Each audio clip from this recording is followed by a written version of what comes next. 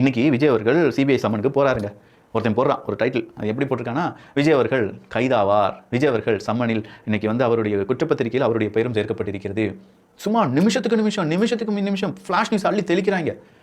CTR Nirmalkumar அவர்கள் பேட்டி கொடுக்கிறார். ஏன்டா இப்படி பண்றீங்க?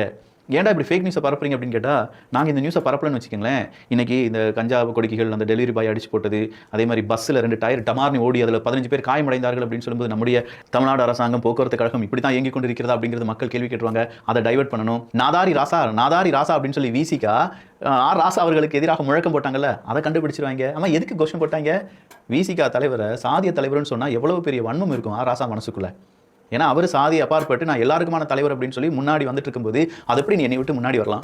நீ சாதிய தலைவர் தான் அப்படின்னு சொல்லி அவர் ஒரு பர்டிகுலர் ஃப்ரெண்ட்ஸுக்குள்ள ஒரு வேலிக்குள்ள அடைக்க ட்ரை பண்றாரு ஆர் ராசா அவர்கள். அப்படிப்பட்ட ஆர் ராசாவே விசிகாவினர் என்ன சொல்றாங்க? நாதாரி ராசான்னு சொல்றாங்க.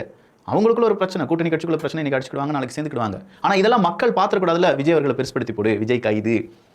நம்மலாம் டிஜிட்டல் யுகத்திலே இப்படி ஏமாறுறோமே, நம்ம தாத்தா பாட்டன் அப்பாவெல்லாம் எப்படி ஏமாத்திருப்பாங்க எல்லாரும் சேர்ந்து. நல்லா மிளகா அரைச்சிருப்பாங்க. மிளகா